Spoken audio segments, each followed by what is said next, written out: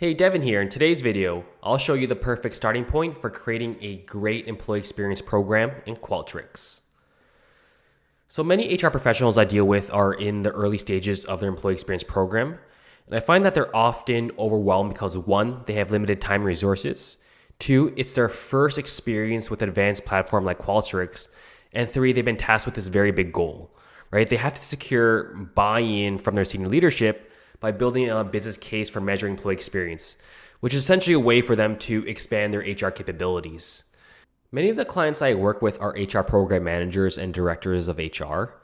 And what makes matters worse is that on top of this very big goal, there are a lot of common problems that I see. So the first one is workload. A lot of times they have other tasks and duties to fulfill, resulting them in having very limited bandwidth for their small teams. So there's little to zero support for big technology initiatives. The second thing I see is they lack a technical proficiency.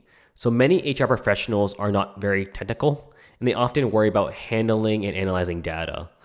The third thing I see is they have trouble creating these metrics and identifying which ones leadership care about. So they have trouble articulating why the HR initiatives should be a critical business outcome. And lastly, what I see is that they need tools and technology that are easy to use, or there will be no adoption. So when I see clients who are facing these problems, I always recommend the EX25 methodology, which is Qualtrics' flagship solution for employee experience programs. So this methodology offers a low effort, high impact approach for building a successful employee experience program. And this is practically a done for you model. What the solution does, it allows companies to measure more aspects of the employee experience with fewer questions at a practical and realistic cadence.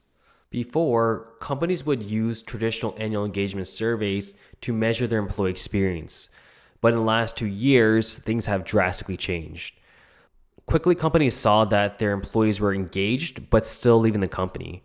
Right? And the best examples of this is in the healthcare industry, where nurses and doctors are really engaged and believe in their work, but they were quitting in droves. That's why it's crucial to measure more than engagement. The EX25 methodology validated 5 KPIs for employee experience. So engagement is still a crucial piece, but they also measure intent to stay, experience versus expectations, wellness, and inclusion. So the methodology also gives you these 25 key drivers which act as levers to help you improve the employee experience program. For instance, if you find out that work-life balance is negatively impacting your 5 KPIs, you now know where to focus your efforts, right? All of this is based on correlation analysis. The cadence is also very versatile. So for example, you can do a very big annual baseline in the beginning, followed by 3 quarterly pulses. If your organization is a bit slower, you can just do it on a biannual basis, so just twice a year. Or you can just do on a quarterly basis of 4 small pulses, right? All of this is basically to build a trend line where you can see if your changes have a positive or negative effect. The EX25 methodology also comes with this pre-built dashboard requiring very minimal customization. I also created another YouTube video called Creating an HR Dashboard for Senior Leaders. You should definitely check it out as it goes more in depth into the dashboard build. It also includes a communication plan with built-in templates and tells you what to do every step of the process. So you can see here, it tells you what to do 2 to 4 weeks pre-launch.